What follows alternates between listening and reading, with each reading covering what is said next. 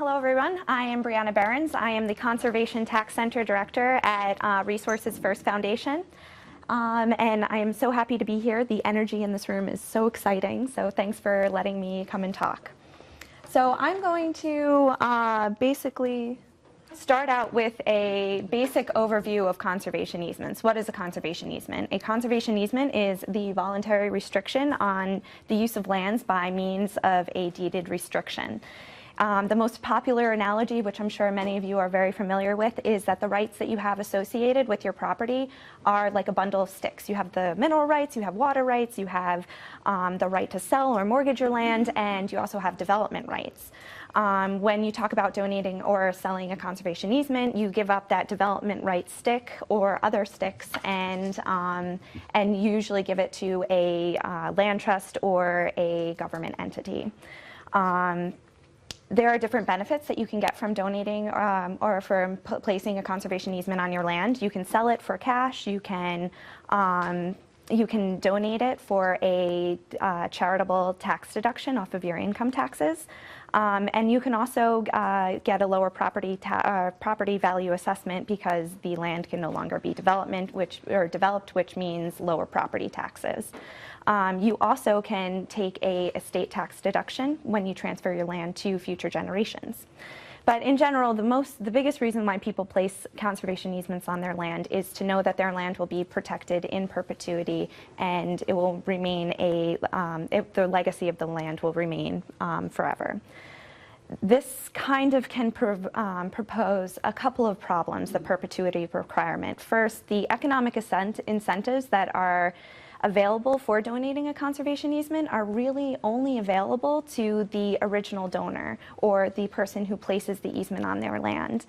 They can take if they sell it, they get cash, or if they do, they can take a charitable tax deduction for 6 years, or under the enhanced tax incentives for up to 16 years. But that's only a fraction of the existence of a conservation easement.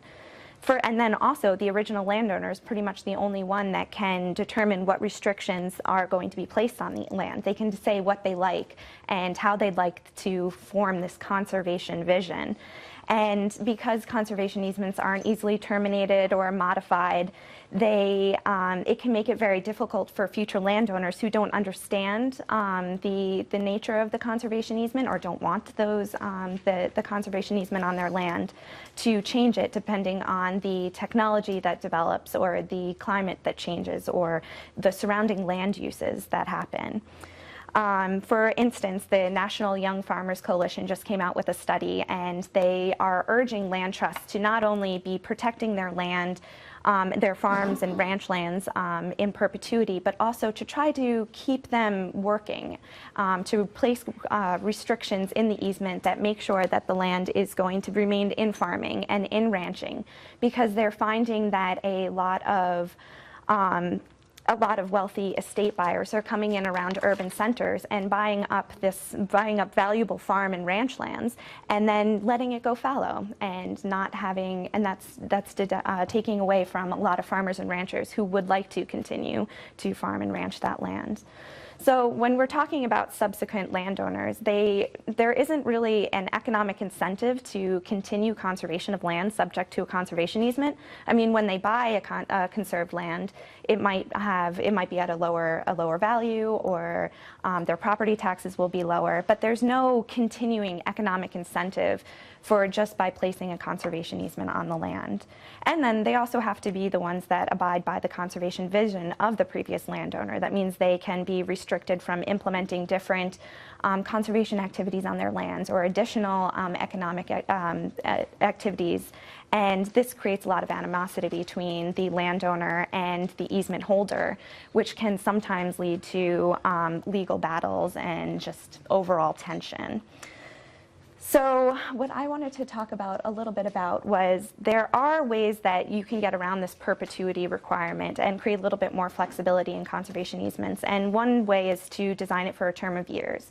This operates more like a contract where a private landowner will agree not to develop their land or farm or graze their land, and they'll agree to implement certain conservation practices on their land for a certain amount of years in exchange for some sort of economic benefit.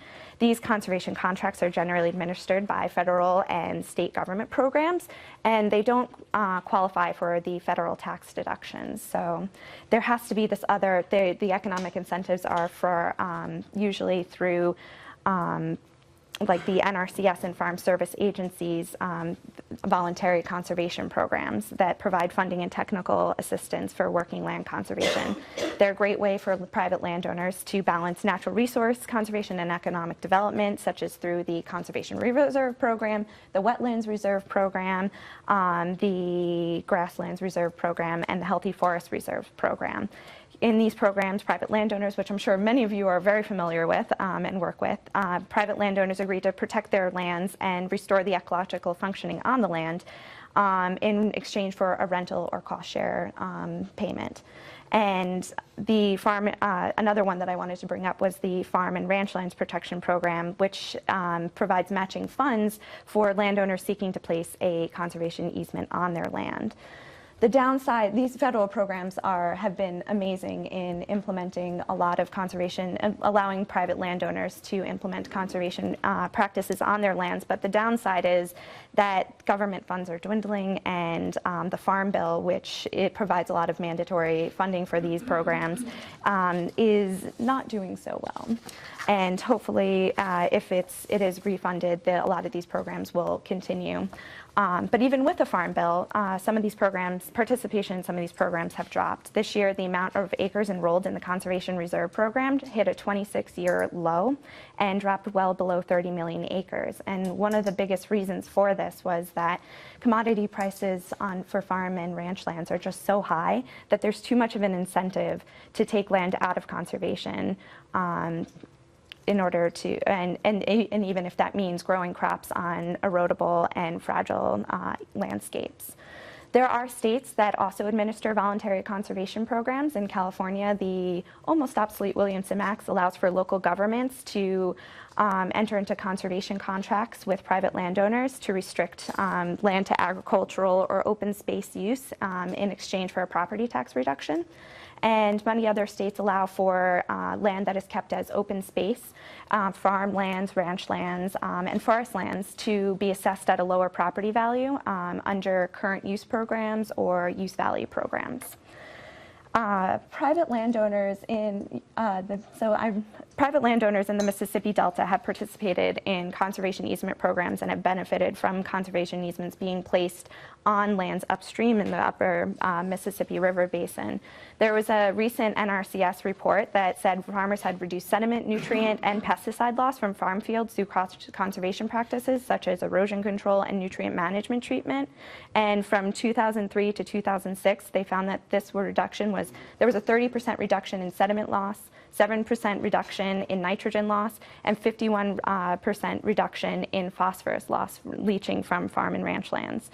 The conservation practices that are being conducted by farmers, and also due to drought, has been a major factor in decreasing the Gulf hypoxia zone, which is a great thing.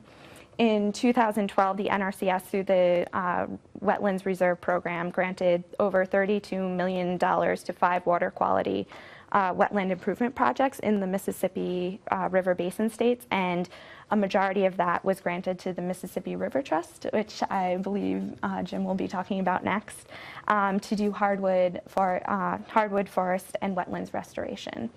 So, and then finally, I wanted to talk a little bit about conservation easements just in general. The National Conservation Easement Database in Mississippi said that in Mississippi alone, there are 602 conservation easements permanently protecting over 257,000 acres of land. And this graph kind of shows a little bit about the amount of acres and easements that are currently active, preserving a lot of land in the basin. So my point is that there are a lot of problems that face conservation easements, but there is also a great deal that can be done with them.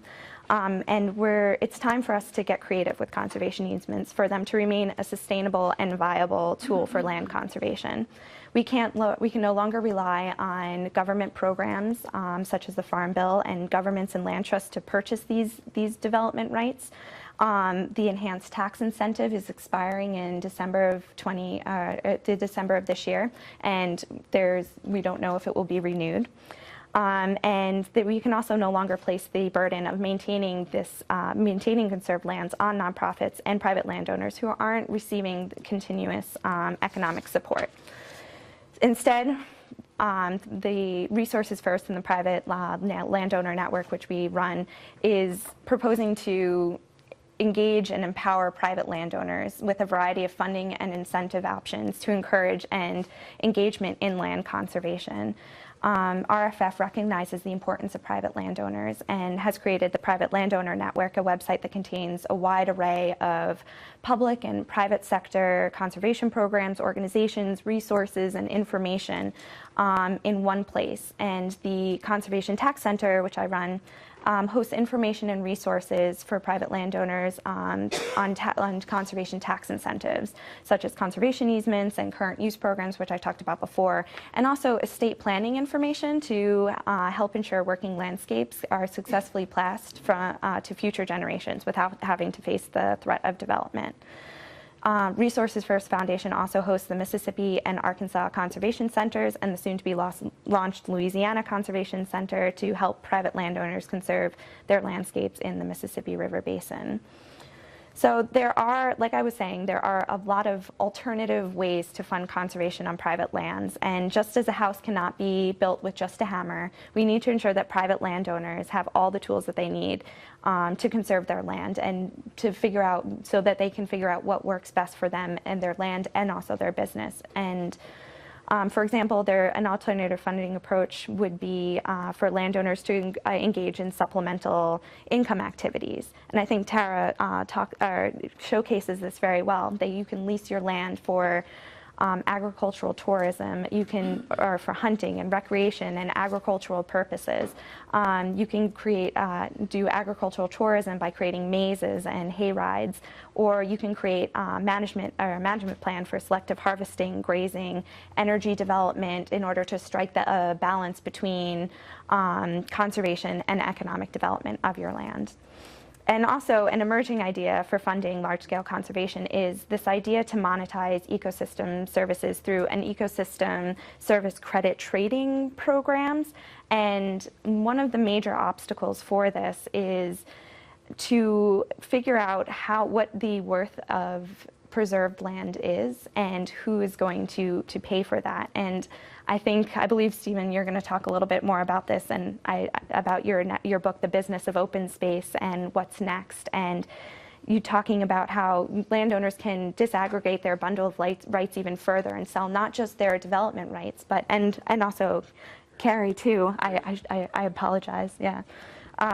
And selling also these ecosystem values to our land. And our country was based mostly on a Lockean theory or labor theory of property, and that the value of land was only determined by what you can create from the land. And even as I think Bruce was talking about revenue is you have a widget and you sell that widget, and that's what it is. How can you make like clean water and the preservation of open space a widget that has value, and that and that is not just small value, but real economic value for supporting land conservation and making land conservation a viable way.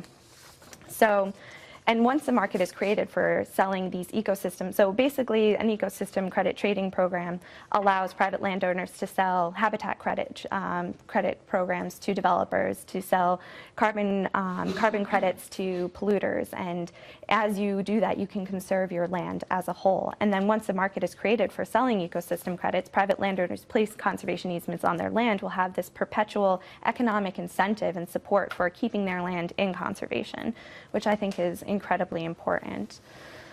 I'm definitely going to be on target with time here, so good things. one of my final points is that the conservation that's being done today can disappear if private landowners don't plan for the future of their land after they're gone. Currently, there's a graying tsunami in rural America. The average age of private landowners is, oh, I missed a couple slides here. The average age of private landowners is almost 60 years old and increasing, and this will result in our country's largest intergenerational transfer of land over the next few decades. And how private landowners choose to transfer their land will greatly shape the way that rural landscapes look and function today or in the future. So estates that contain working landscapes especially need to have an estate plan that dictates how it will be split up and who will manage the land, because they tend to be very land rich and cash poor. Without liquid assets, it can be difficult to pay estate taxes or compensate multiple heirs equally. And moreover, managing a farm or ranch or a large forest estate is hard work, and some heirs do not wish to participate in that or in the daily management of their land. And if a landowner doesn't plan for these issues, they risk that their land will be subdivided and developed due to having to pay estate taxes, fighting heirs, and partition lawsuits. Conservation easements are a very valuable tool in estate planning because they prevent subdivision and development of the land, and they can provide the estate tax deduction that I was talking about before. Conservations can be granted during life or also at the landowner's death, which can create a wide array of options. For instance, landowners could use the money from the sale of the development rights to compensate non-land managing heirs. Other estate planning tools that private landowners can use are they can set up a farm, ranch, or forest land as a business, such as a family limited partnership or an LLC, and they can grant equal shares to different heirs and that way they can participate in the estate as well.